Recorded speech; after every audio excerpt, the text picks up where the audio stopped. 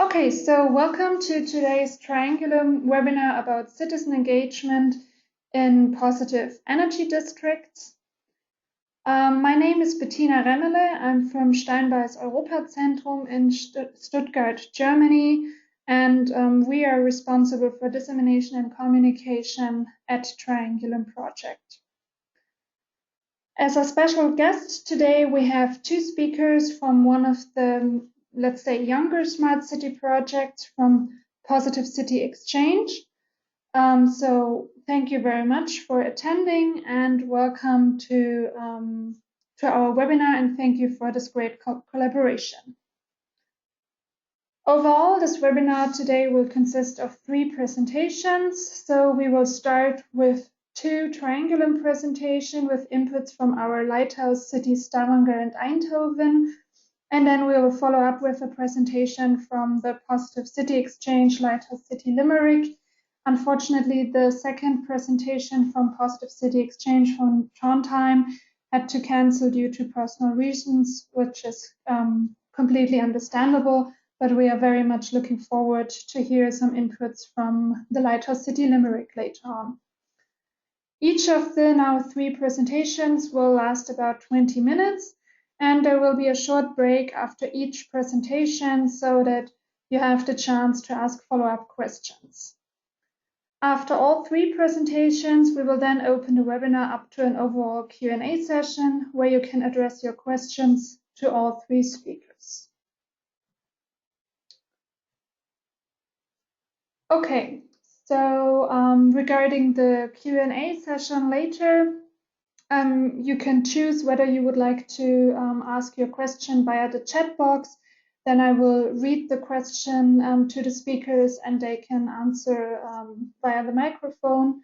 Or if you are feel good speaking up yourself, then you can also just unmute yourself later and ask your question directly to the speaker.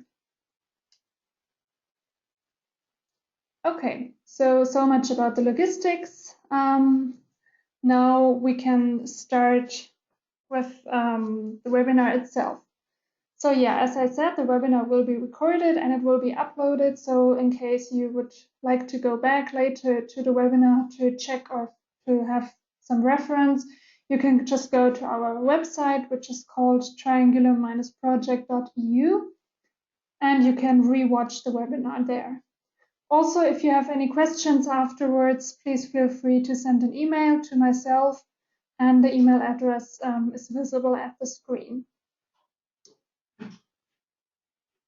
Okay, so here you can see an overview of the agenda of today's webinar. We're currently at point 1, the welcome and the introduction to Triangulum will follow in a second. Then we will start with the 3 presentations, 20 minutes each. First, May Andresen from Greater Stavanger, which is one of the lighthouse cities of Triangulum, will start with her presentation, How to Make Invisible Projects Visible for the Citizens, the Stavanger Triangulum Story. Second will be Marieke van den Weenkaart from Woonbedrijf in our lighthouse city Eindhoven, and she will speak about tenants in charge, organizing it digital. Then the third presentation will be by Kieran Reeve from the Limerick City and County Council, and he will speak about public engagement. Do we really engage? And afterwards, we will have some time for some final questions. Okay, so let me start by introducing Triangulum to you real quick, in case some of you haven't heard of the project before. So Triangulum is one of the Smart Cities and Communities projects funded by the Horizon 2020 Research Framework Program. The project budget is 29 million euros, and from this, 25 million come from the Horizon 2020 funding. Our consortium consists of 23 European partners in 6 countries, including municipalities, research institutes, and businesses. The project is coordinated by Fraunhofer IAO, which is also located in Stuttgart, and it is supported by us, by the Steinbeis Europazentrum. The focus of the project is on energy, mobility, and ICT. And the duration is from February 2020 until January 2020. So you see that we are actually in our last months. So next month in January 2020, we will have our last month. So we have a lot to share, and we're looking forward to share everything with you and the world. So here you can see again a brief overview of all our partners.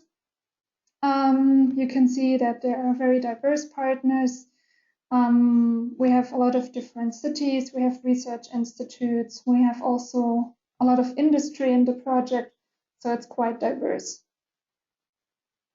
And today we will hear from Wohnbedrijf, which is one of the partners from Eindhoven, and we will hear from Greater Stavanger, which is one of the partners of our Stavanger local consortium. So Triangulum is one of, actually now it's 17, so the number is a little outdated. It's one of 17 European Smart City Lighthouse projects co-funded by Horizon 2020. At the bottom, you can see the first 3 projects to which Triangulum also belongs, and the other 2 first generation projects are Remo Urban and Grow Smarter, which are also ending this month or next month. And then at the very top, you can see the 3 latest projects, which are Atelier, Positive, and Sparks. So those projects have just started a couple of months ago and are now at the beginning of their 5-year journey. Yeah, here you can see us. And today, of course, we also have some input from Positive CityXChange, which is one of the younger projects. In Triangulum, we have 3 lighthouse cities. We have Manchester in UK, we have Eindhoven in the Netherlands, and Stavanger in Norway. And we also have 3 fellow cities. We have Prague in Czech Republic, we have Sabadell in Spain, and we have Leipzig here in Germany. Okay, so that was it from my side. That was my introduction to Triangulum project and the Smart Cities community. So we are now ready to start with the first presentation from May Andersen from Greater Stavanger. May, I will make you now a moderator, and then you can share and get started with your presentation. Yes, I hope you can hear me all. Yep. Before you start, May, let me first talk a little bit more about you, so that the participants know who you are and where you're from. So May Andersen is from Greater Stavanger, which is a partner of our lighthouse city Stavanger, Norway. She holds the position as Opportunity Manager for the Greater Stavanger Economic Development, and she has a master's degree in social anthropology from the University of Bergen. May has comprehensive experience from working with local governments on public services, administration, and reforms for more than 30 years. She held different management positions for the cities of Stavanger and Bergen, and she has also worked for the Norwegian Association of Local and Regional Authorities, including working as a project director for public administration reform projects in both Vietnam and Uganda. In Triangulum, our project, Greater Stavanger is responsible for the work package on communication in the local Triangulum Lighthouse City Stavanger. And May has been leading this work for the whole project period, so for the entire past 5 years. Today, she will speak about how to make invisible projects visible for the citizens and how to best include them in the process. So thank you very much, May. We are very much looking forward to your presentation. Thank you, Bettina, and I hope you all can hear me. So I will try to do this, not to use too much time, but to make clear what are the main points from our side. So the presentation will be focusing on 2 main issues. First, how have we involved the citizens of Stavanger in the Triangulum project? And secondly, how have we made the results from the Triangulum project in Stavanger visible for the citizens? First, for those of you who don't know Stavanger, it's, as you can see, a very beautiful city. It's the fourth largest city in Norway. We are located in the southwest of Norway. We are the oil and gas capital, not only of Norway, but of Europe, we like to say. But in addition to being oil and gas capital, we are also energy capital with a lot of renewables. Hydropower is really big in our region. We do have a well-developed high-speed infrastructure to almost all homes in our region and in the city. There's a background before we joined the Triangulum, which is that in 2014, when the downturn in the oil and gas industry came, we really saw that our city, Stavanger, and also the region, was in desperate need of being more diversified. And of course, joining the Horizon 2020 and the Smart City project was a great opportunity for us. What we did and where we have involved the citizens is, first of all, that we selected one area of the city as a pilot area. So the different deliverables and projects within Triangulum was mainly implemented in that part of the city. I will not go into all of the solutions, of course, that take too much time, but when I explain how we have involved the citizens, I will just briefly first say what are the main deliverables and projects that we have had within Triangulum. And in Stavanger, it can be divided in, we have done quite a lot of work on e-buses, on renewable energy plants for public buildings. We have also done smart homes and smart buildings, and we have done smart video communication. And also our university has been working in developing the cloud solution to collect data from all the 22 partners of Triangulum, not only the Stavanger partners. At the bottom of the page, you see who are the partners in Stavanger. You will see it's the city of Stavanger, it is Lyse, which is our energy company, it's the county of Rogaland, it's Greater Stavanger, and University of Stavanger. And when it came to what I think has been our main key to success in involving citizens and also bringing out to the citizens the impact of the different Triangulum solutions, I think the key to success has been then that each of the 5 involved partners has from the very beginning identified one communication person who has been main responsible for Triangulum. Of course, they have worked with all other communication tasks in their organization, but they are the one who has formed a communication group from the very beginning in 2015 and all the way up now to the end of the project. Greater Stavanger has been in charge of the group because we have been in charge of the work package on communication. But I think it's fair to say that we think that this forming a group of communication people has been quite crucial for involving citizens and for also finding activities, identifying activities to inform the citizens of what has actually happened in the city as part of Triangulum.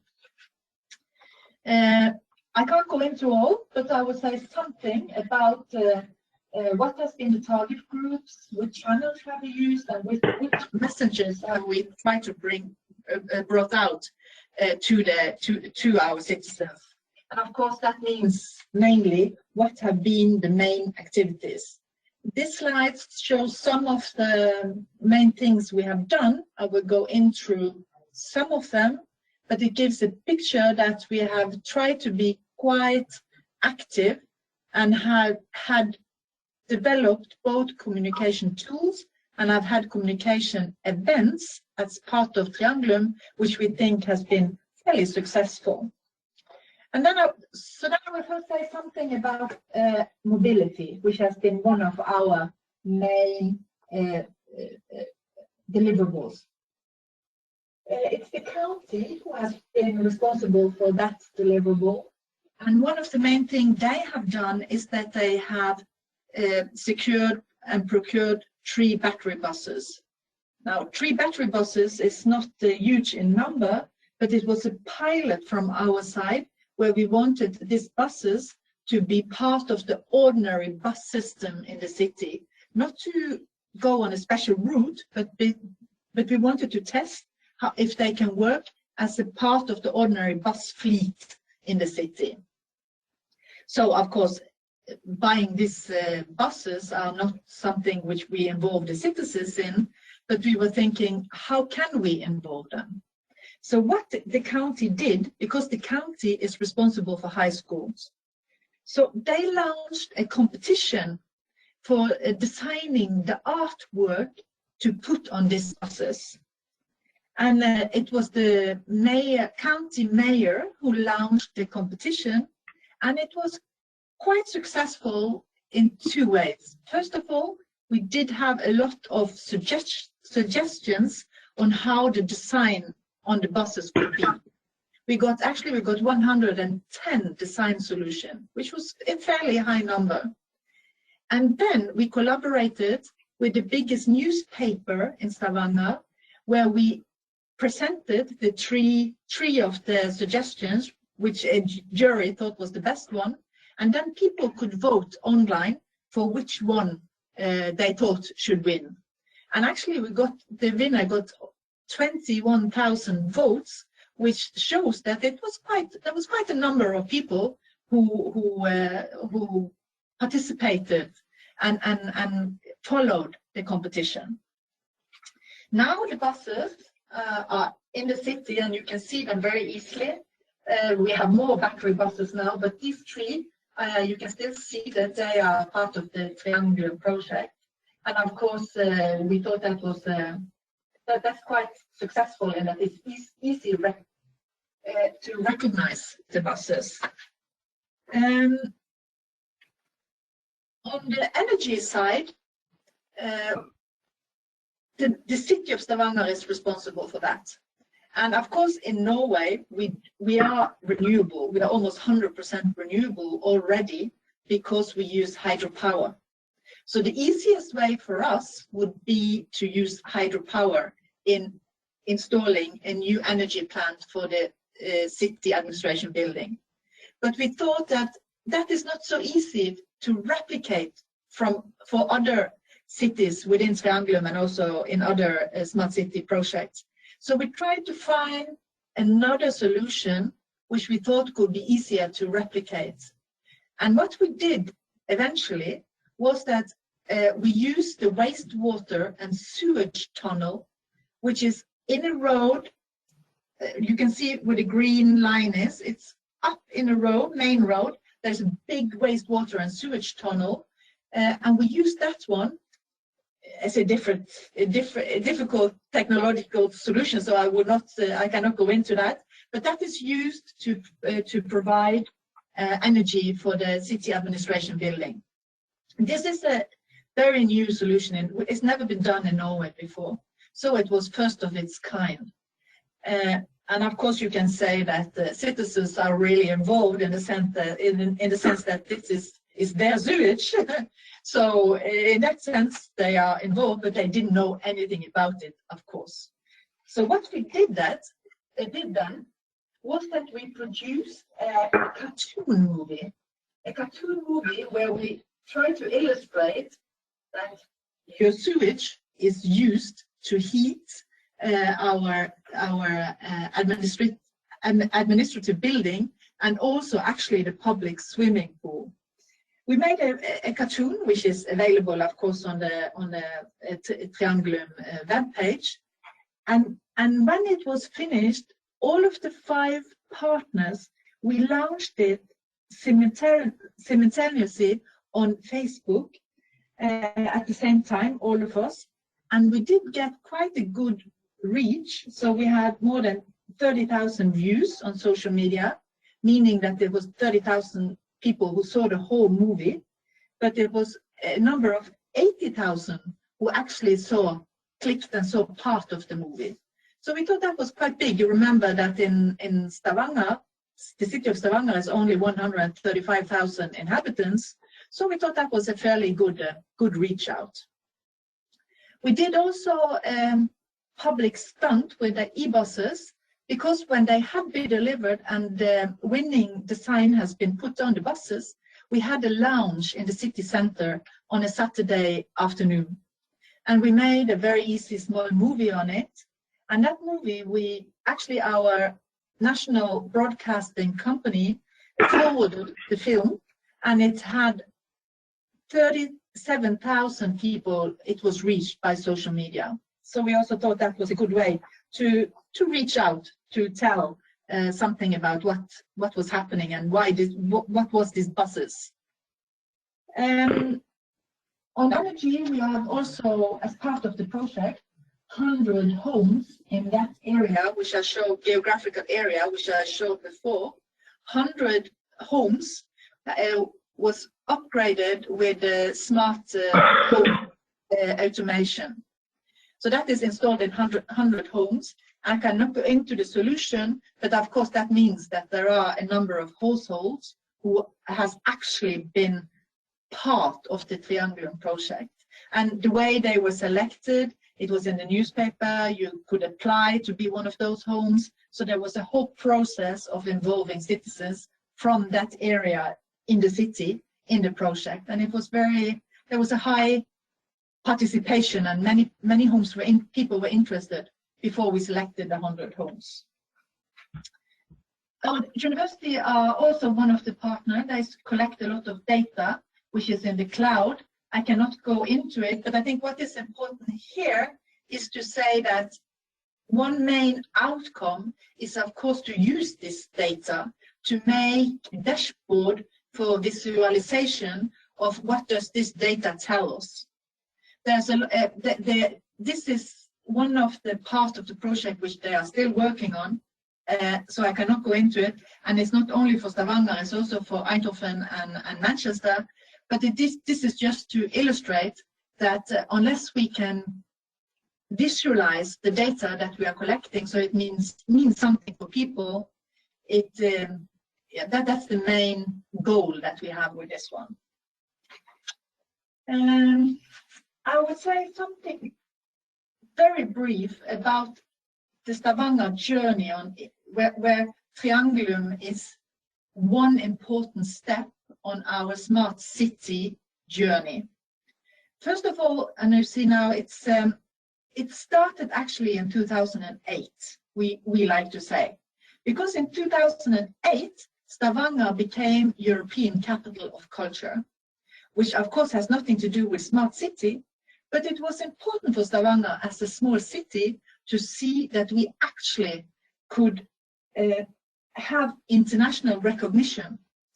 So it created something among our politicians and also the inhabitants that they say we will look abroad and we are looking to Europe, and we can actually, this is actually important for us. So that was in 2008. In 2011, Stavanger signed the Convenience of Mayors Agreement, and then in 2014 we were awarded Triangulum. And Triangulum really meant a lot for Stavanger. One of the big spin-offs is that in 2015 we established Nordic Edge. Within 2 years, Nordic Edge has established an annual conference, Smart City Conference, and within 2 years it has established itself to be the second biggest Smart City Conference in Europe, just after Barcelona, and it's the biggest one in the Nordic. And of course I cannot go into all of the effects that I've had for the city. It's enough to say that it's really important for us. And after 2015, the annual conference of Nordic Edge is every year since then. But in 2016, Stavanger, as the first city in Norway established a smart city roadmap, saying what are we going to do and how are we going to involve the citizens. And that means that in 2018, we also got the approval of a very ambitious new climate plan for reduction of CO2 emissions. And we think that would never have happened if it wasn't for the involvement of the politicians and the cities, both as part of Triangulum, Nordic Edge, and then the Smart City Roadmap. Of course, some of the things that which is really visible for people in our city, which is not part of Triangulum, but has followed as part of our Smart City Roadmap, is that we have established a lot of smart city initiatives. We have battery chargers for electrical vehicles. We do have established new system for car sharing of electrical vehicles. We have established a system for where you easily can find available parking, smart waste bin systems, smart road drain system, and mobility as part of new bus stops. These are all solutions which I will not go into, but I think they are, and I'm sure you are familiar with them. They are, many cities have some of them, of course, now, but they have all been very crucial in our involvement of showing the citizens what this means for them and how they can tap into solutions which are part of the new Smart City of Stavanger. As Bettina said, we are now in our final year of Triangulum. And in this final year of Triangulum, the communication group's main focus has been on bringing the result of Triangulum out to our citizens, making them aware and not lastly making them also proud of what we have done. So we have made a short movie which shows all of these solutions, and that movie has been actually shown as a part of the commercial on our city cinema. It was shown for 3 weeks, and it was shown for more than almost 30,000 viewers. And it's also been on social media where we have more than 20,000 people who have watched it there. So of course I would like to end my presentation by showing you this very short movie. So let's see if this can work now.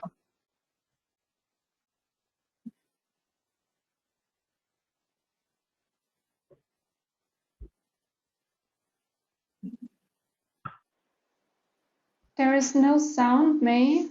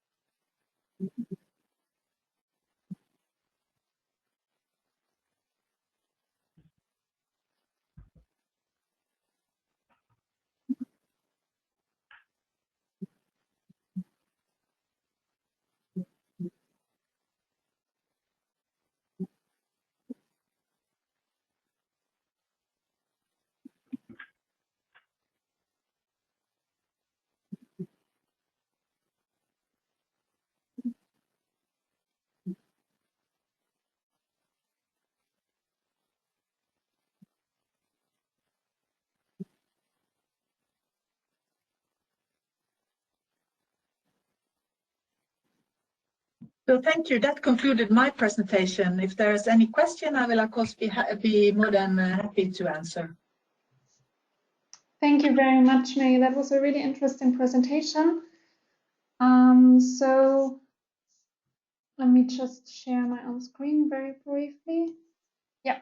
So thank you very much. Regarding the video, there was unfortunately no sound, but we will have a look for the link on YouTube, and I will post this later in the chat box so that everybody who's interested can rewatch the video again, also with sound if they wish.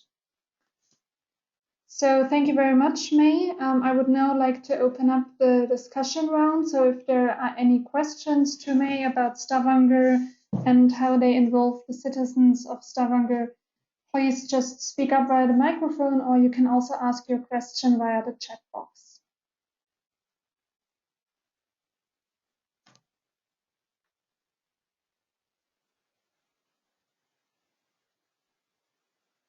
So maybe while people are still thinking about their questions, I already have one.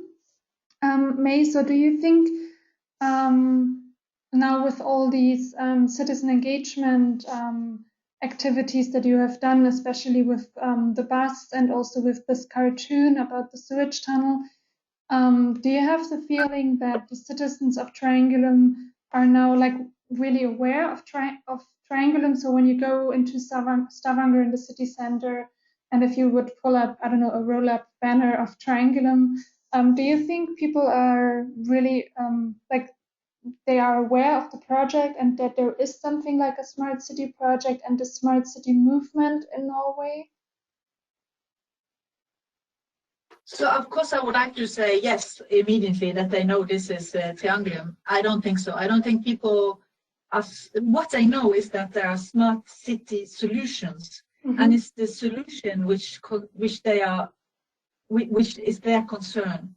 So they do know that we do have electrical buses. I think they do know that we have some smart vehicle solution for sharing and so on. But I don't think that they would like to say, if you ask what is Triangulum, I still, of course, I would like to think that people know what Triangulum is. I'm not so sure of that, because what people are really concerned of is the solutions themselves, not so much if it's part of the EU project or Triangulum or Smart City this or whatever. They are concerned about the solutions, and the solutions are well received, many of them. Okay, thank you very much. So I just saw that somebody asked a question in the chat box. So the question is whether citizens recognize that the city is involved in EU projects and that they also network with other cities. Yes, I think so.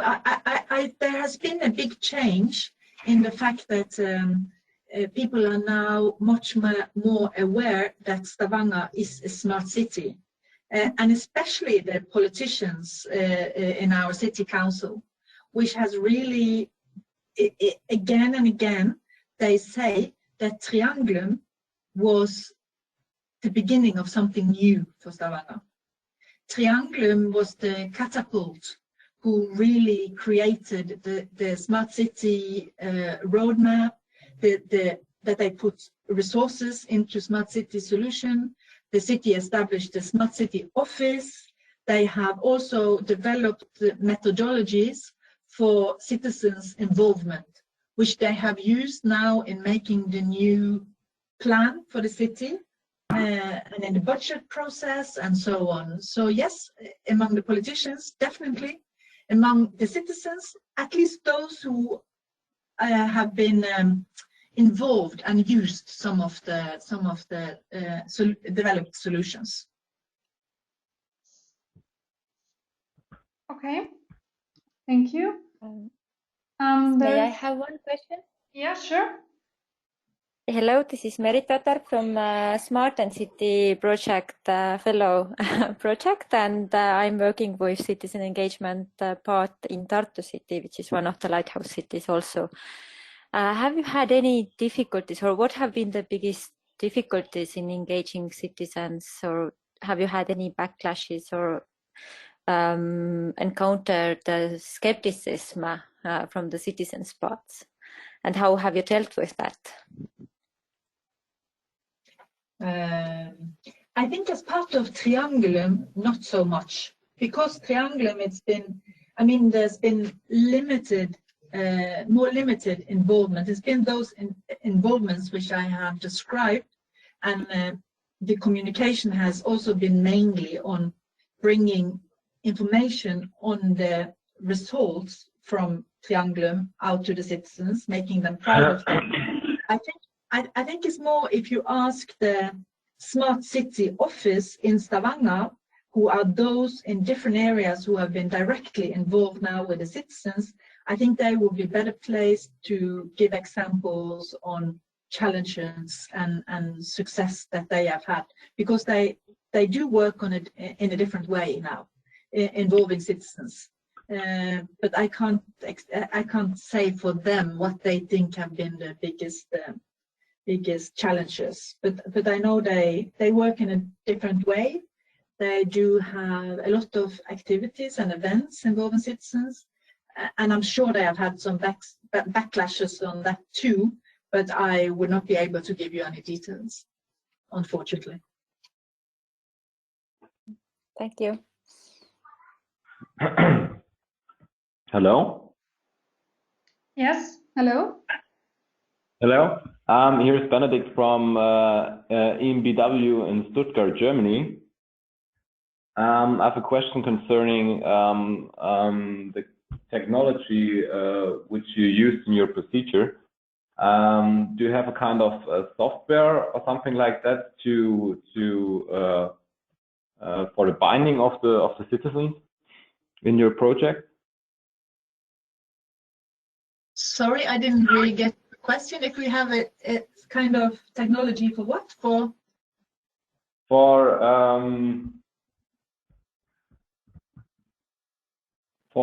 integrate the people in your procedures.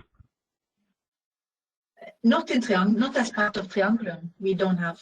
But okay. but the city of Stavanger and their smart city office, they are using different methodology and technology. I don't know enough of them to explain to you, but I'm sure if you contact the City of Stavanger Smart City office, they could give you more detailed information about that. Okay, thank you very much.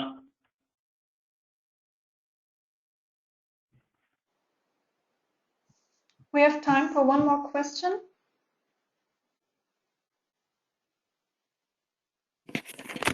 Hello, this is Charlotte from Steinweiss. I'm also involved in the Triangulum project. One question made for the citizens. Do you think, or for the city itself, do you think this project opened the floor for other EU projects? So maybe not focusing mainly on energy, but maybe focusing on on climate. Other climatic or human well-being issues, let's say? Yes, I definitely think so. Okay. Yeah, I think so. I think because it changed, Triangulum changed the mindset of both the politicians and administration. So now I think, first of all, it made all of these important developments in our city, as I said, with Nordic Edge and the Smart City Office and the Smart City Roadmap. And that also means that people are more now in, and not only each institution, but also together we try to look for new EU possibility.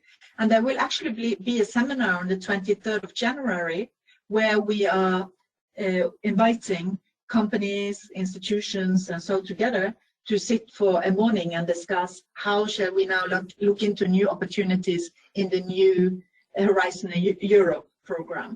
Super. Okay, thank you. Okay, thank you very much. Are there any urgent questions? Okay, so thank you very much, May, for your presentation and also for answering all these questions. So I think we can then go on with the second speaker. So May, it would be great if you could stay still in the webinar because it might be that in the end, when we have the big opening up question and answer round, there might be some follow-up questions. So thank you very much for your presentation. Okay. Thank you. I will try to join. Thank you. Okay, now we can come to the second speaker today, which is also from Triangulum. Her name is Marieke van den Wijngaard. I hope I pronounced it correctly.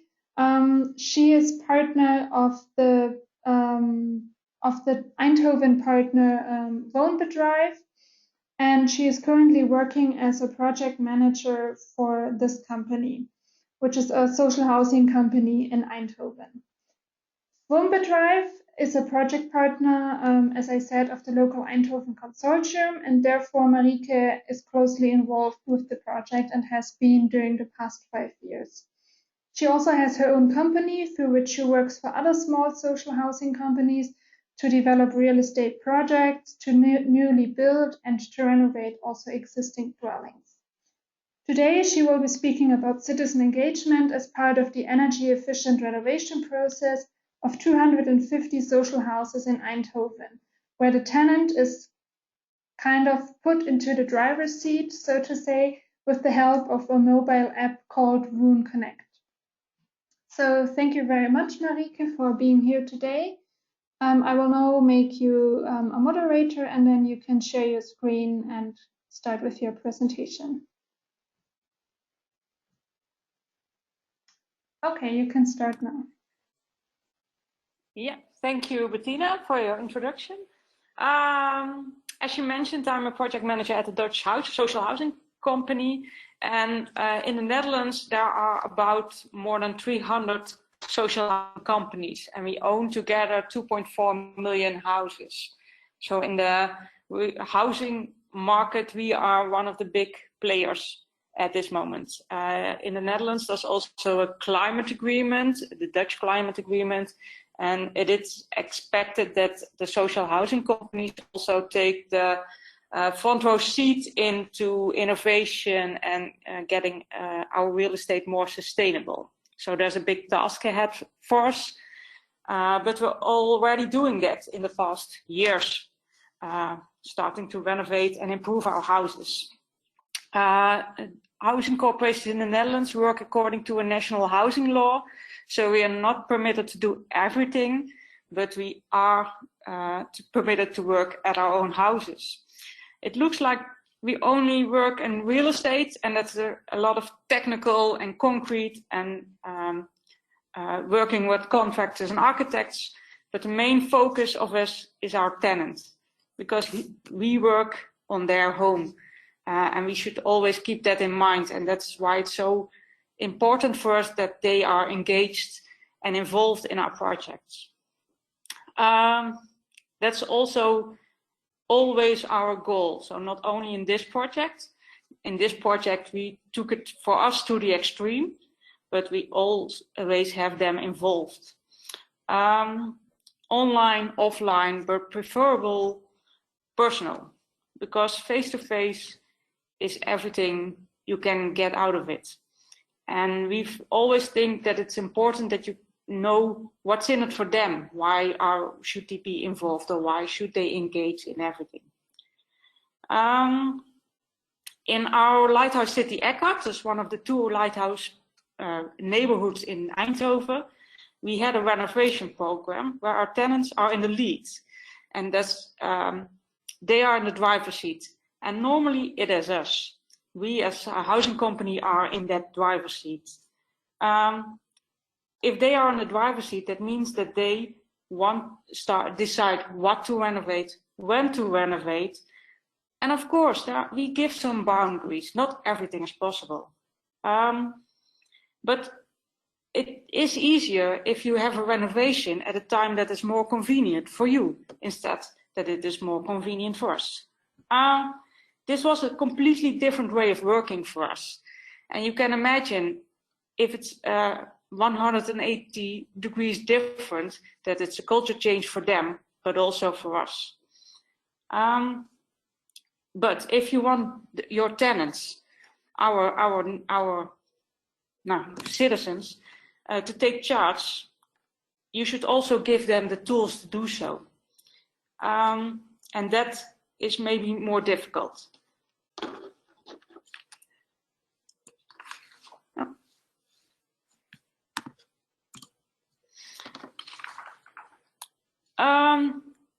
And to make that work, we needed also help from our tenants. This is just one picture of one of the workshops. We asked them, can you help us with the tools that you are going to use, but that are also used to make all those decisions? Do we have the right tone of voice? Do we give the right information? And they helped us with the small things of letters, but the bigger thing, they helped us make a customer journey. And it sounds really marketing-like, but it's a really helpful tool to get everyone through a certain process and that you understand each other. This is the basic version of that same customer journey. And you can see there are different steps everyone can take, and also have some expectations on how long some steps are going to take. But the simple thing is that we started to send an invitation letter. Please, if you want a renovation, call us.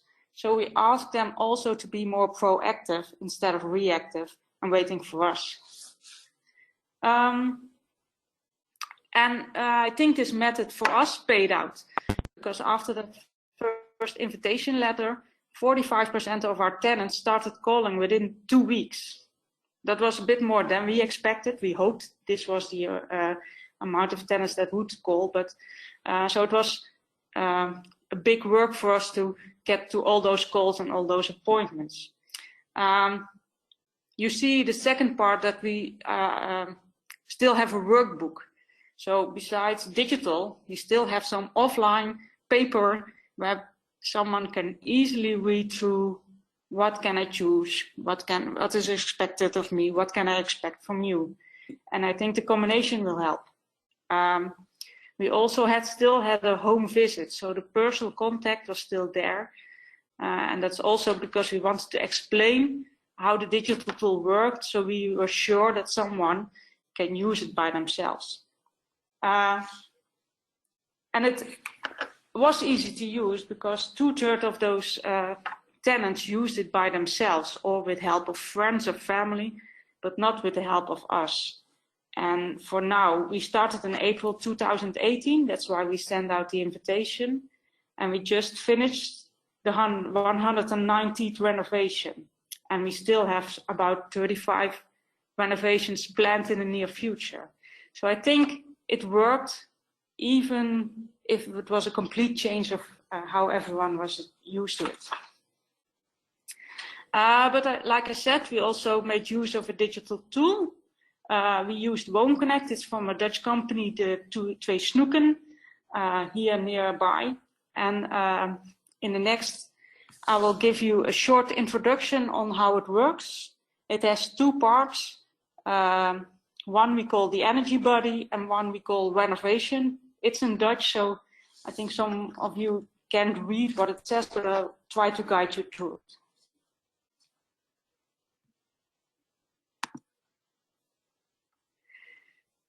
First, you see the energy buddy part. You can enter your entire family and what the behavior is of the family. Do you shower for 15 minutes or do you shower shorter? Now, me and my partner, we shower for 15 minutes.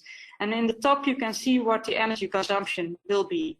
And you can also see if we shower for half the time that you save money already. And if you save money, then you also save CO2. So that's joined together. For our tenants, it's more important that they save money than that they save CO2, but it goes hand in hand, so it doesn't matter what it is why you choose something. You can put in what lighting you have some tips how to save energy. On the other hand, they can choose their renovation. This is the old home they have. It really looks like this. You can see it in your platform. You can see the floor plans in 3D, but you can also see it in 2D. So it has more use than just choosing your renovation and your sustainability measures. The first part was that they can choose to do the energy efficiency renovation. So they have a new roof, maybe you can see it. They have new glazing, you can't see that in a picture. And they can also it's not only energy efficient measures, but also comfort measures. So extra lighting on the roof, but also solar panels. And you can see the energy reduction is exactly just in time visible. So people can make their choices. What does it cost me? What does it save me? And do I want that or not?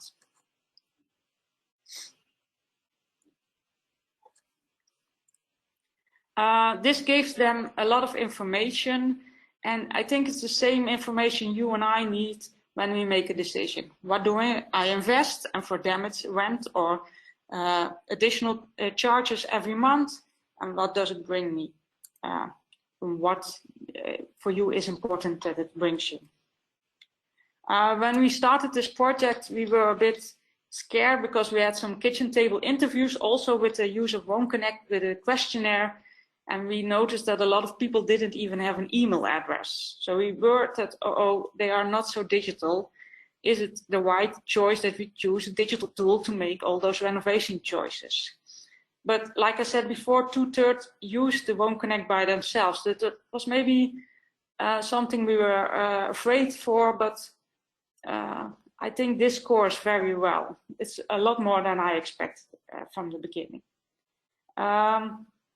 And the other ones, we just helped. We still use the digital tool, but we were there besides them. So it's still a combination from people who can do it by themselves and people who can do it with a little help. And the help can be from us as a social housing company. With all the information they got in this tool, they 2/3 of the tenants also choose for extra sustainability measures. So you can see if you can make a calculated choice, then you are easily to see, oh, I do some extra insulation or I choose for some solar panels because the gains are for you. There are also people who started cooking on electricity instead of gas, what is still most common in the Netherlands.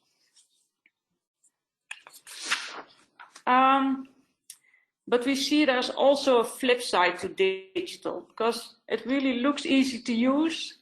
And we see that a lot of people are very digital. They have smartphones, they do everything. But if you do so much digital, there's also a connection to the real world because the renovation isn't digital. It's real bricks, it is real people working at your house. And despite all the information, some of them couldn't make the connection between the things they do online and the things that are happening in real life, because they have maybe too much on their mind, other business that is more important or looks more important. For example, we had a family who really came back from their vacation on 6 o'clock in the morning. And at 7:30, the contractor was there. Hi, we're going to start your renovation. They were completely flabbergasted. We had to clean up our room. So they didn't make the connection that if you buy something online, that you have to be there for the delivery. And you can't deliver this by your neighbors. In another case, we also had to move a tenant to a holiday park because normally they have to make their own arrangements if they cannot live in their own home. But 2 days before the renovation starts, she told us that her son was really ill and that the specialist had said, yeah, but it's too dangerous for him to live in a renovated home. So it was easy to choose and order the renovation, but the consequences of that renovations, it was too much in her head to make that connection. So if they can use everything digital by themselves, still keep in mind that and I don't know how you call it in English, eye for the people who look like they have it in check, but they don't have it really in check. that's the thing. Yeah, I want to go to that one. We got a lot of feedback from our tenants because we already renovated a lot of houses. The One Connect tool, they all liked it. It was really nice. You see your house in 3D. You can calculate what you gain and what it will cost you. So they were really positive about that. On our way of renovation, where someone is in charge and he can start the renovation and his neighbor maybe never starts the renovation, they were a bit less positive, or there were mixed feelings about that.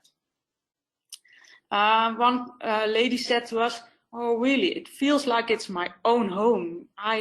Like I am the owner of that house," and that was exactly the feeling we were after.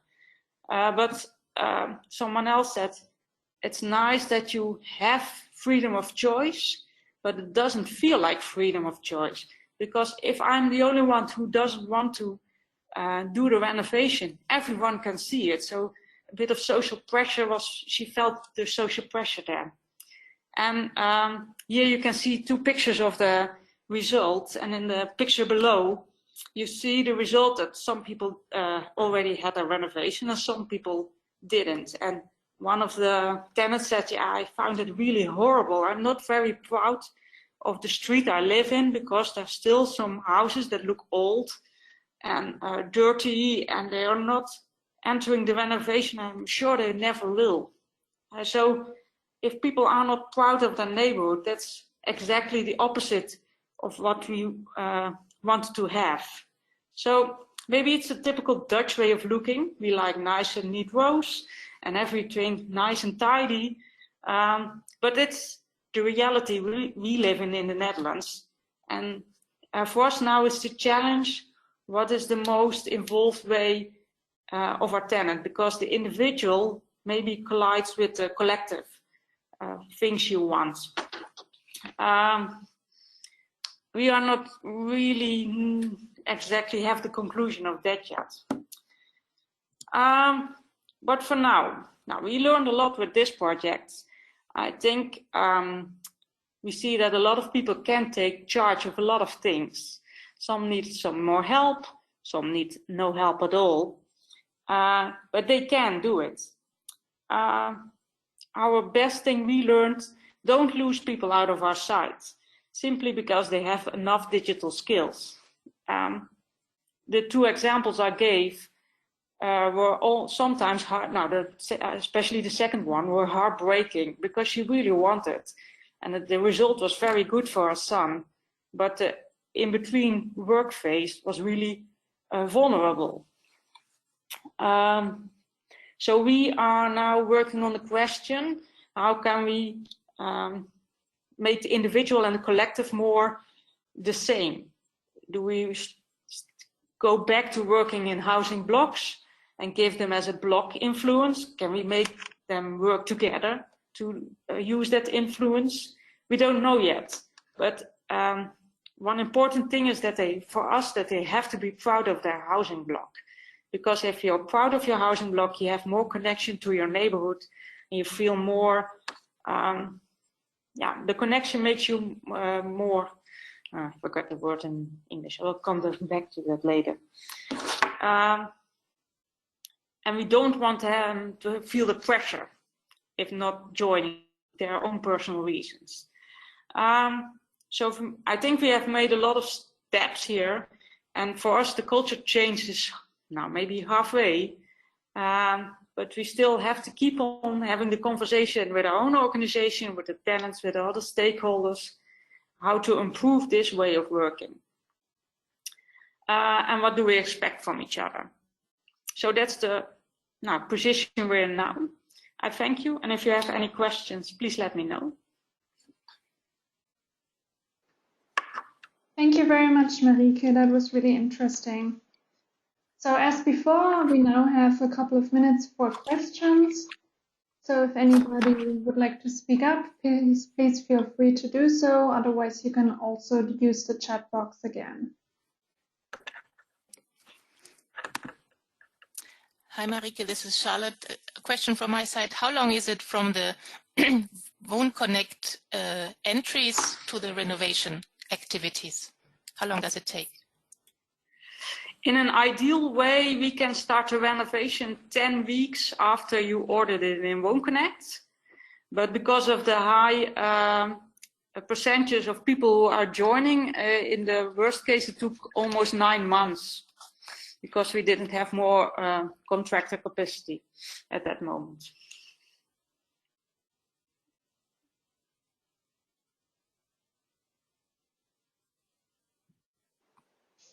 I also. Marieke. Yeah, please go ahead. Okay, this is Jasper Tonen from the city of Groningen in the Netherlands, from the Making City project. Marieke, I understand that you are working at the housing rental company, and actually you may let people decide for themselves how they want to renovate their house or the place which they are staying in their apartment or whatever, and that they are sort of in control of the renovation. Or can you say, as a rental office company, say, well, okay, this is too much, we will not do this renovation, or how does that work? We already set some boundaries before. So we made the measures available which they could choose. So it was not a completely free choice. So I saw something in a magazine, I would like to have this or that. It had to be a part of the package we offered. Okay. Okay, thank you. Yeah, it seems a very well-working way of connecting the tenants to the renovation process. Thank you. Thank you. There is another question through the chat. The question is whether you know what the reasons are for the pressure. Is it money? And if so, do you have any thought about innovative financing, maybe community crowdfunding?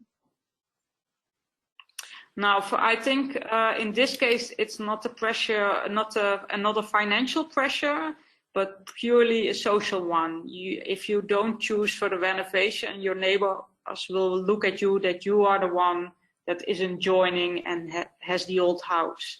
So in this case, it was a pure social pressure. And do you know what are the reasons why people did not want to renovate?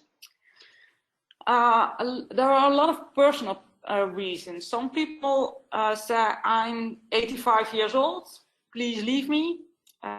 Some people said, I have someone who's really ill, now is not the right moment. And that is exactly why we have this project, because maybe in 2 years you would like to join because your situation has changed. And we also have some reasons that people have screens, and we said, okay, we do the renovation, but the things you have to do is make sure that everything is off your wall. And they say, yeah, but I'm not taking off my screen, so I'm not going to join. So sometimes there are, for us, maybe not the most logical reasons not to join, but for people that can be the definitely reasons. I have a lady who says she has a wooden fireplace, and if she starts the renovation, we should get rid of the fireplace because of the mechanical ventilation, and she doesn't want to part with that way of heating. Not yet. So we keep on having the conversation, and hopefully she will change her mind. But there are a lot of different reasons. Okay, thank you. Any questions from the microphones? Yeah, I see one in the chat, Bettina. Exactly. So the question in the chat box is whether you confronted any ethical or critical issues in engaging the tenants, something like privacy issues or sensitive information.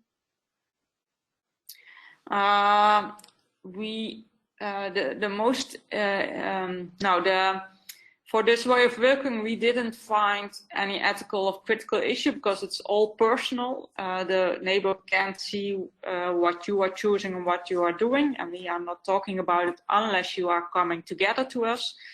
But within the project, one of the important things, of course, is monitoring and registering how to what this improvement does.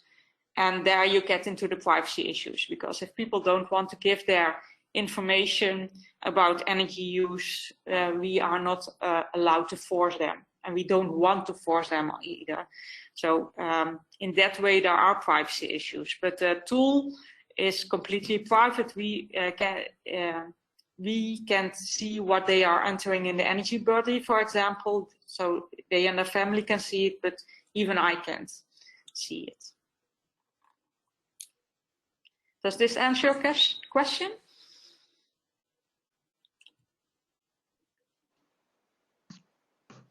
I hope so. I hope so too. Okay, are there any more questions right now?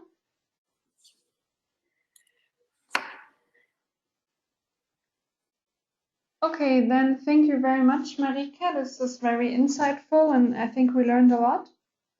So thank you very much again. I hope so. You're welcome. Okay, so now we are coming to the final part of today's webinar, the presentation by our guest speaker from Positive CityXChange. So we are very happy to welcome Kieran Reeve from the Limerick City and County Council, because after all, this is what the Lighthouse community is about. It's about creating synergies and about learning from and with each other. So we are very happy to not only have the Triangulum focus in this webinar today, but to also cooperate with one of the other SCC1 projects. So Kieran is a Senior Executive Planner for Urban Innovation at the Limerick City and County Council. He is an experienced senior urban planner with over 25 years experience in local government in Dublin and Limerick. He has worked in a variety of areas, including development management, strategic planning policy at local and regional levels. In recent times, he has worked in the area of economic development as part of Limerick 2030 and urban innovation as part of the Positive CityXChange project. In there, he is currently developing a bold city vision for Limerick. Today, Kieran will be speaking about his experience of public engagement in the area of urban planning over his 25-year career. So thank you very much and welcome to Kieran. I will now also make you moderator and then you can start with your presentation. Thank you, Bettina. Good afternoon, everybody. It's very nice to be here and to share with you some of my experiences. Bettina has asked me before to maybe share some of my experience in about the CityXChange project and what I can tell you maybe a little bit about it. This is a presentation I gave at the Nordic Conference. So I had the pleasure of visiting Stavanger and enjoying their hospitality back in September. It was quite informative. But the Positive CityXChange project is a Horizon 2020 project that has 2 lighthouse cities. Just Hello? a quick question. Do you have some slides that you would like to share? I am trying to, yes. Okay. Just wanted to hang make on, sure let's see. everything is working. Okay, I'm trying to share my screen if I can. Okay, my entire screen. It's not, I can share. So it's right next to the microphone symbol. Okay, hang on. I have the mic, I have the camera, I have the screen. Yeah, the screen. Yeah, and I'm saying share, and it's telling me share your screen, wants to share the contents, and I'm saying okay, but it's not allowing me to do it. Okay, that's odd. Entire screen. Hang on, something's come up now, maybe. Yeah. Okay, is that coming? Yeah. Yeah, we can see it now. Okay, so this is the. Oh, what's going on? So the Positive CityXChange has got 2 lighthouse cities in it, Trondheim in Norway and Limerick in the Republic of Ireland. We're Ireland's first lighthouse city, and we've got a number of follower cities spread right across Europe, from Estonia, Romania, Bulgaria, Czech Republic and Spain, and we have over 39 partners involved in the project. But for those of you who don't know Limerick, we're the third largest city in Ireland. We're located on the west coast. We have a population of about 100,000, and we are one of the main growth centres for Ireland in the coming years. We're being targeted to grow by another 50,000 by 2040. We've about 500,000 people living within 60 minutes of the city, and we're quite historic. The Vikings founded us, and we believe we may have moved on a little bit since those days. And as an innovation city and a city to do business in, we've been named as a European City of the Future by various publications in recent times. And as I said, we're Ireland's first lighthouse city. In the areas of innovation, I suppose we have a long history of it. The world's first duty-free was in Ireland, and we couldn't be Irish without mentioning alcohol and whiskey. We have Irish whiskey was invented in Limerick with the first transatlantic planes to help people recover from transatlantic journeys. And on the cultural side of it, the band The Cranberries, Professor Dumbledore from Harry Potter, and the founders of Stripe, one of the largest technology companies in the US. Two 30-year-old brothers from Limerick founded it. So we have some history of innovation. Limerick joined and Horizon 2020 application because we want to look outside. We want to become an economic force, not just in Ireland, but in Europe. And part of that vision is that we must look outside of Ireland to the rest of Europe and to learn and to take advantage of the opportunities that are there. And CityXChange provides that opportunity to us. Of the total budget of 30 million, Limerick is receiving 6.5 million in EU funding. Roughly a third of it is coming from our own time here within Limerick City and County Council, and the remaining 4.5 million is coming from in-kind investment and the support of a number of private sector partners, as well as our local university, the University of Limerick, to help us generate our positive city, energy city. Our main themes within our project is that we would like to start off by prototyping the future, testing solutions through developing 3D modeling and design, and progressing by enabling that future by creating tools and technologies to create positive energy blocks and districts, through development of common energy market, exchange, community exchange, where we've innovative processes of engagement with an innovation playground and platforms for next generation of citizens, and then to accelerate that future where we will hopefully reach a point where we'll have positive energy blocks and districts within the city centre. And in essence, what we want to do is move from a time of where we have independent buildings operating independently and people operating independently, where we have a much more balanced and sharing economy and a sense of community within our city centre that can develop its own resilience to the challenges of climate change and to face the future in a proactive and collective manner. Within Limerick, our challenges dealing with historic building stock. Most of our buildings are 200 plus years old. They are protected by national law, and therefore they present a particular challenge to us.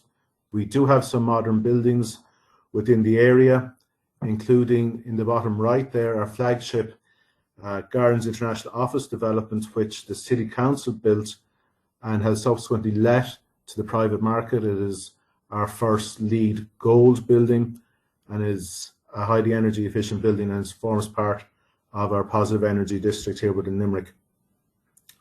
The project itself is broken down into a number of deliverable work packages. Many of you familiar with the Horizon 2020 methodologies would be familiar with this. But where we have broken things down, critical to my part of the work is the creation of a bold city vision, which tries to bed the UN Sustainable Development Goals into the planning process of the city and to co-create that not just with other organisations and non-government organisations in the city, but with citizens, and trying to get a real equal voice to everybody, to develop that where we can get the buy-in to making the decisions to make our city resilient. And it's really important, and that can allow us to accelerate into the positive energy district that we're proposing. Beyond CityXChange for Limerick, and it's not coming up for me, but hopefully it will.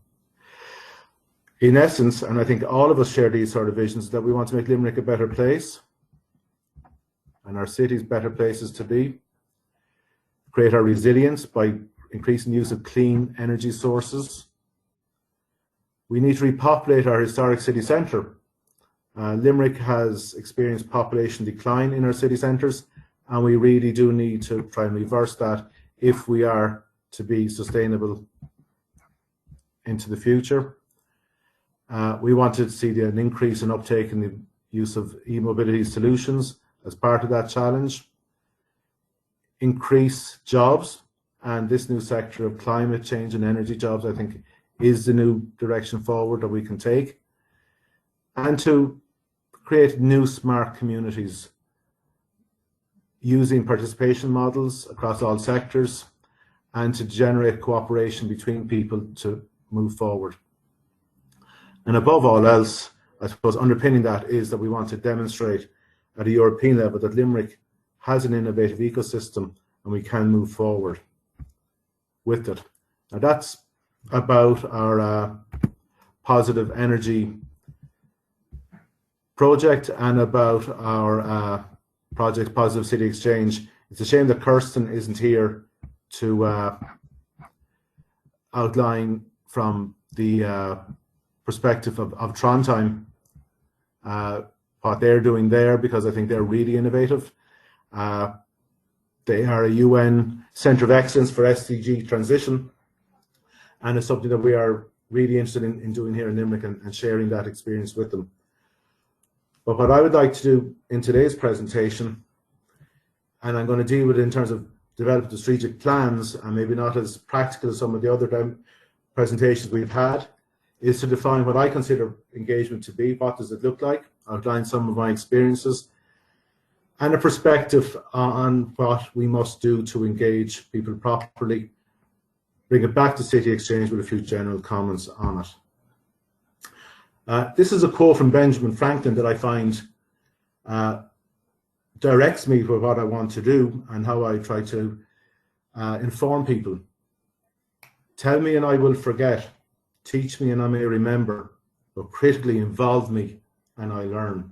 So involving citizens in our day-to-day process, in our policy development, will bring them along with us. We can teach them, we can inform them, and we can work with them to develop the common future.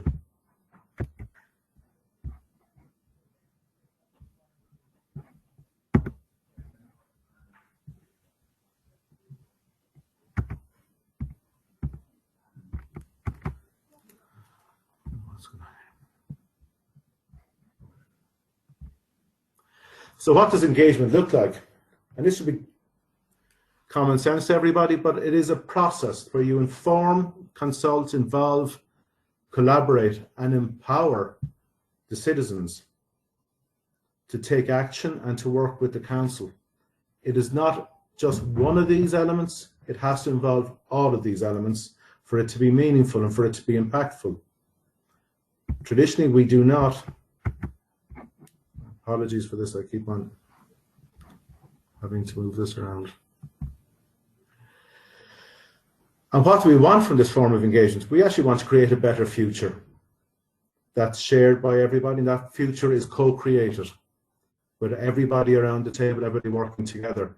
And in doing so, we will create better satisfaction amongst people and fulfillment. Above all else, you know, we are about trying to create a better society, but our traditional planning process and our traditional process of making planning policy largely provides people, and how we engage people is by throwing information out to them. and then demanding their feedback within set periods of time. And it's no wonder that actually when we do this, that people don't really find it engaging. They don't want to be part of the process. And here are examples of this in Ireland. On the left, this is about a development plan, and it uses very convoluted language that we wish to propose a zoning framework for the entire county of Tipperary.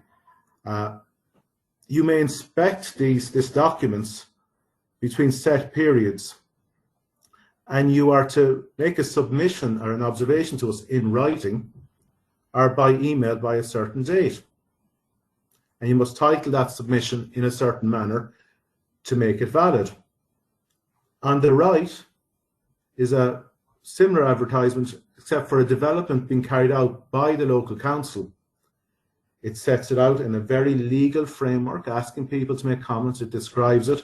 And similarly, again, it's all controlled.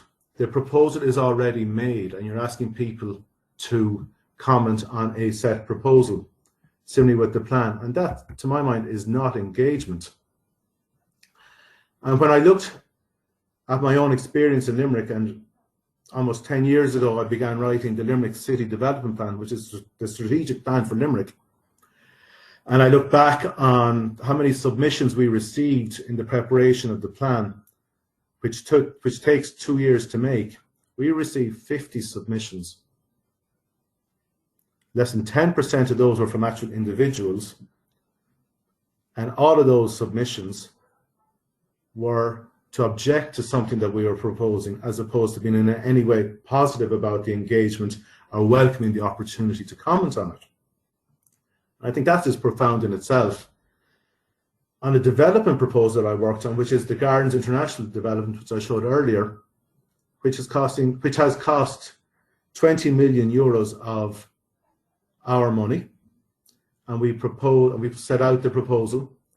We received no submissions from the public with respect to it. They were not interested, or they did not feel they had a part to play in that process. And I find that really, really strange. When I begin to talk to people about engagement, what do they feel about it? They feel largely that it's rubber stamping, that we're not really looking for their opinion, that we're ticking a box, and that when we try to, and the language and how we use things actually excludes people from the process because it's quite technical, it's quite legal. And the other part is that they feel we just don't care. We're just happy to measure things. As that cartoon says, the file is what's all important, and the more paper and more things that have gone into the file, the better, but actually we're not engaging with people in any way, shape or form. And part of the reasons for this is that we have created a legal system that is really quite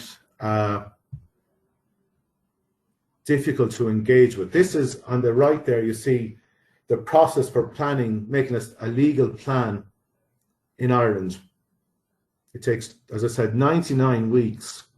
We have consultation for 8 weeks. We then have to wait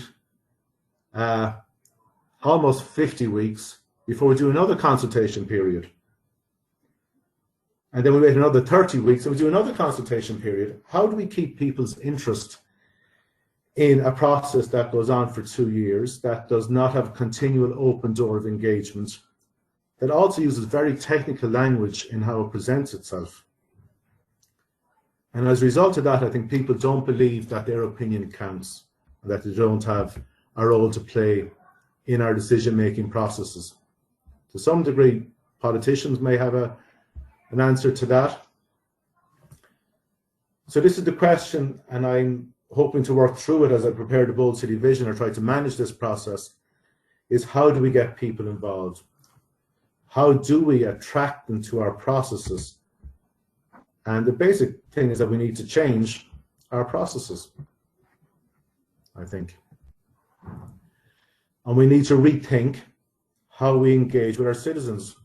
We need to move outside of our existing legal frameworks and begin to look at different ways of presenting our plans and of how we go about preparing these plans.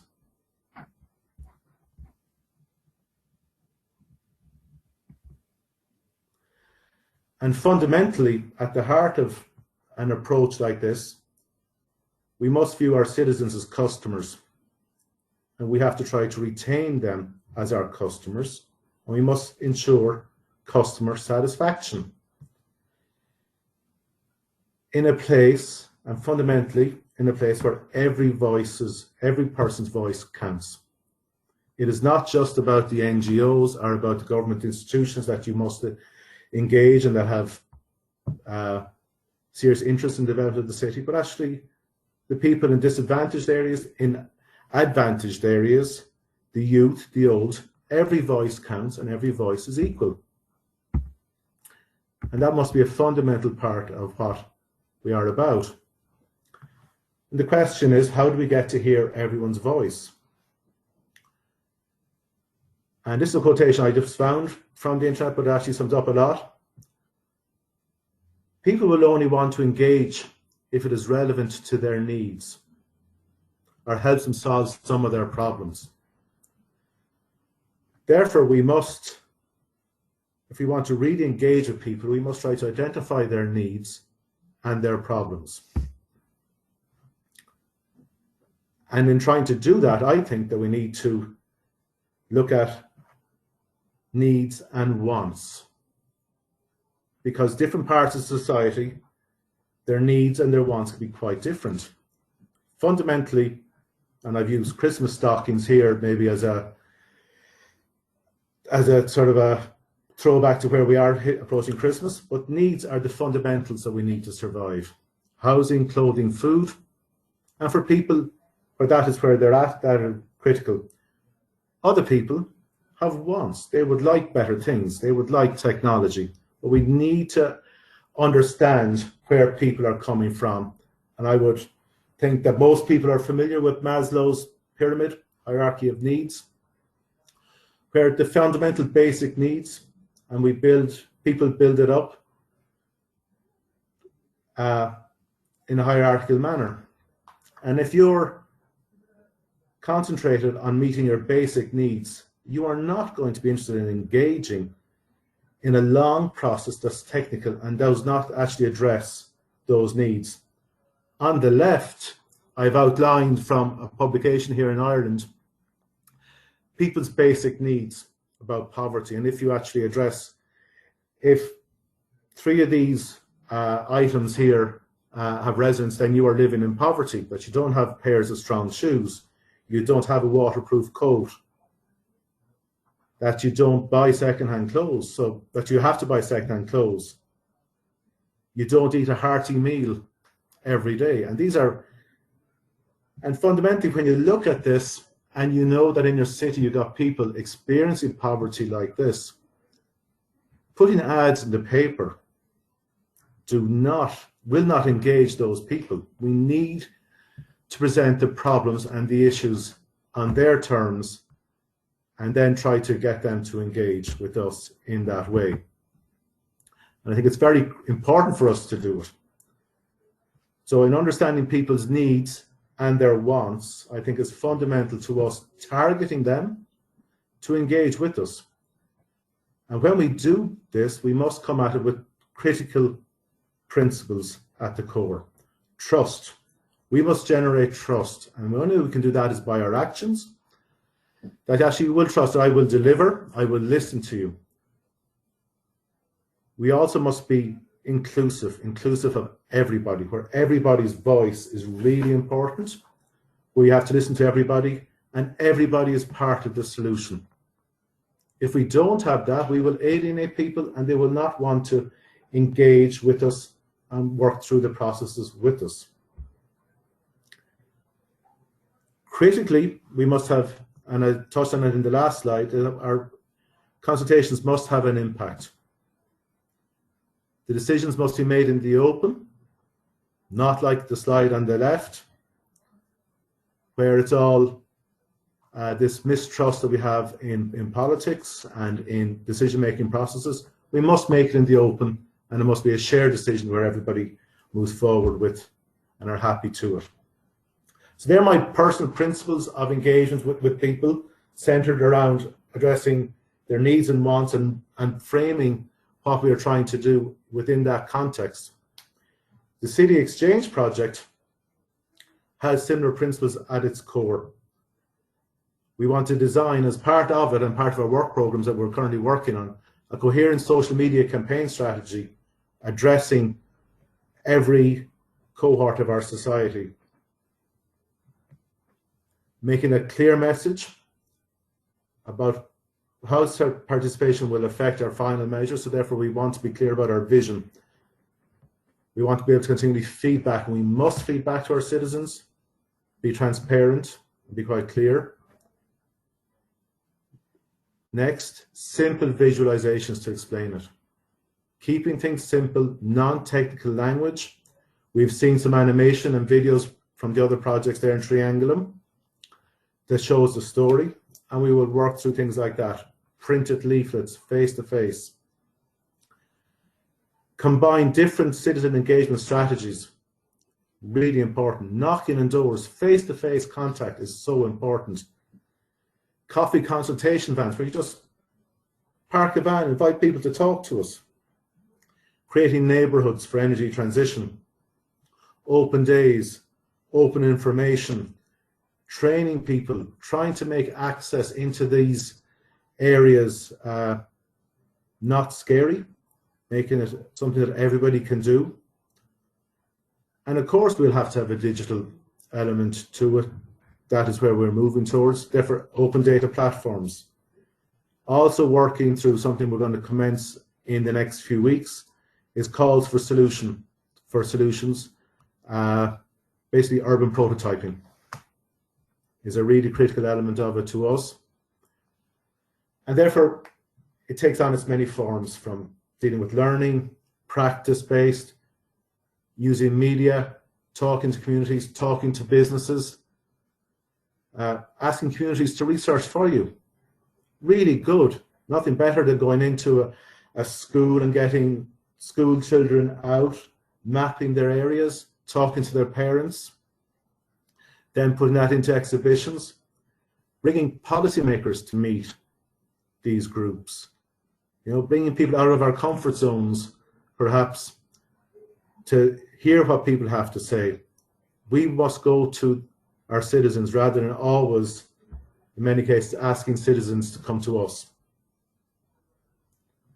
And we come back to the fundamentals. What are we trying to achieve? Is a sustainable society where we address all of these 17 goals, and they are all interrelated. And we can frame any of our challenges that we have faced in our municipal areas to these global goals. And people can easily understand them, and that they are in many ways connected. And that is the first exercise that we are beginning to do here in Limerick, which is to get people to prioritize and to understand these goals, and to create a common platform from which we will then create our Bold City vision based fundamentally on these. My final slide is that not everything has to be digital. A smart city is not always about digital. It's about people. It's about connecting to people. It's about connecting with them in every way possible. Face-to-face contact, in writing, through media, and through technology. I thank you very much for listening.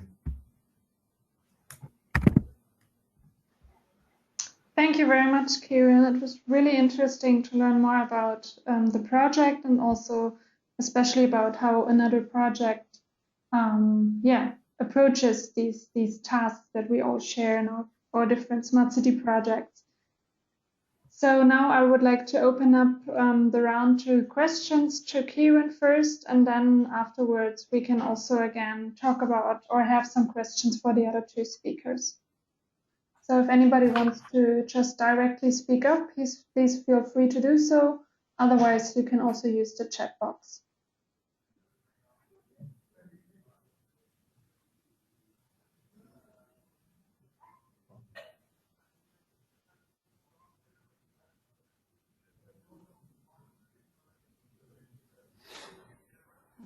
Okay, while people are still thinking, Hello. Yeah, okay. I have a question. I'm Veikko Ikonen from Sparks project, and it was a great presentation. I totally agree about that approach for the citizen engagement. So my question is that if we, with your approach, which I really liked, because that was I'm also trying to convince all the stakeholders that you need to have this authentic citizen involvement. So it has to be kind of an engagement and impact. So there must be some kind of an impact with that engagement. But how do you then get those different stakeholders to the same table and to be kind of an equal participant in the planning process? For example, politicians, decision makers from companies and that. So that's my question. If I could manage that one, I think I'd win a Nobel Prize or something. But I think the approach that we're going to try and take is that I'm going to go out to various groups and looking for volunteer groups to trial a workshop type presentation. And I will do it with the management team here in the City and County Council and some of our statutory stakeholders, and we'll get all those around the table. When I present the results of this, I will not tell people, I will not weight their input. Everybody's voice is going to count. So when I ask people to prioritize the SDGs, I will just present that actually of 30, 40, 50, 60 levels of engagement, 30 of those engagements voted for poverty as being the #1 issue in Limerick. And in that sense, I'm trying to create this idea of every voice counts and every voice is equal. And then we try to, taking that as being starting point, come back quickly. We have to set out a very, to my mind, a quick timetable that gives the impact to it and gives it a publication. So in the context of Limerick, while I'm writing a bold city vision, we're actually working, the city's working on its own legal plan. Our vision will be put straight into the plan. That's the ambition to it. So people's engagement will automatically be seen as this vision for Limerick, using all our various platforms to put that out. But it is the biggest challenge about how can we show that impact, and I'm still trying to work on it. I think that's the purpose of the project. Thank you. Sounds good.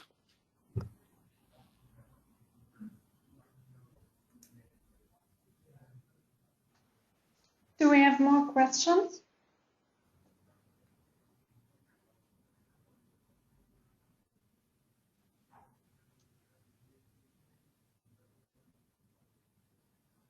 So my question would actually be like more general. Do you think, or have you made the experience that it is easier to engage with a younger population as opposed to the older generations, or maybe not related to age, but to other social factors? Are there like certain groups that are really easy to engage and others that are really difficult to reach?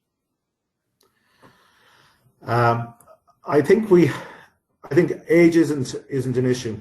I've spoken to retirement groups and school children. When you engage with them, it is fantastic.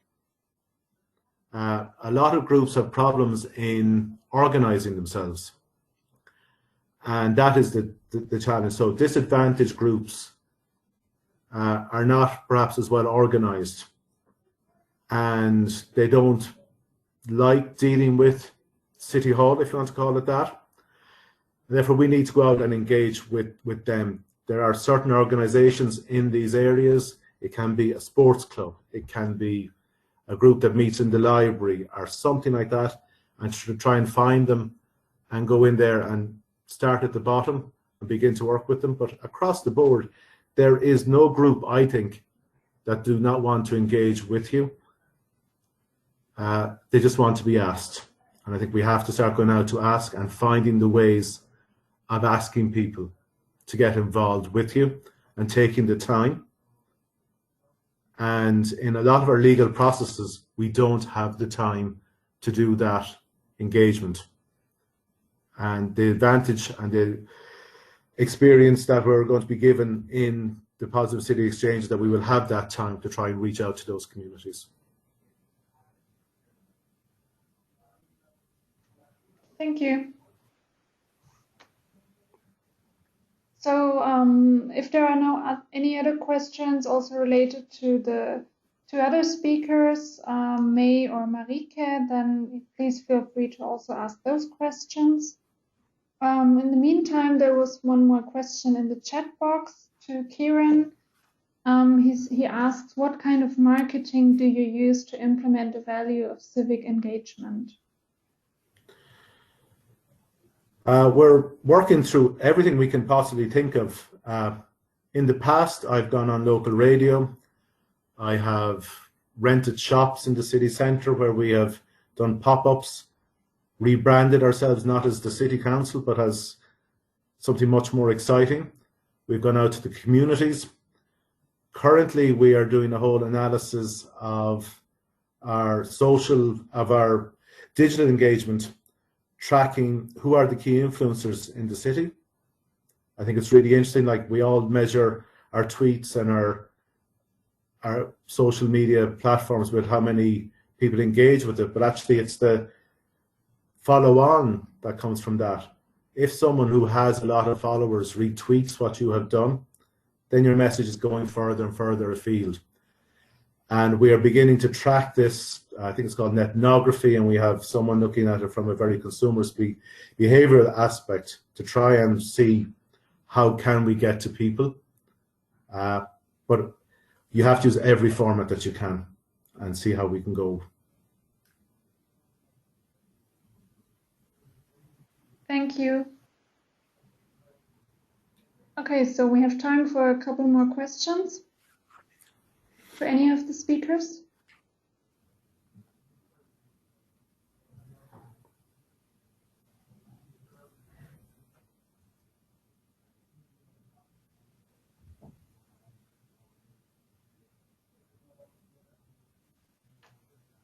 Okay, I think that covers it then. I think we all know a lot more about citizen engagement in quite a few different cities of Europe.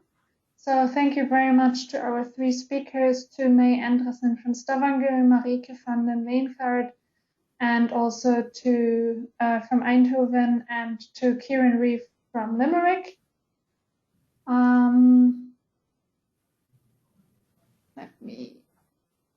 So thank you very much for the webinar. Let me just say a few more things that might be interesting to the community. So as I said, I will upload this webinar, a recording of it, to our website, triangulum-project.eu. There in the webinar section, you will also find many other previous webinars that we did about different topics. So it might be that something is interesting to you there, so just have a look. And then also we have one more webinar in January, on the 28th of January at 10 a.m.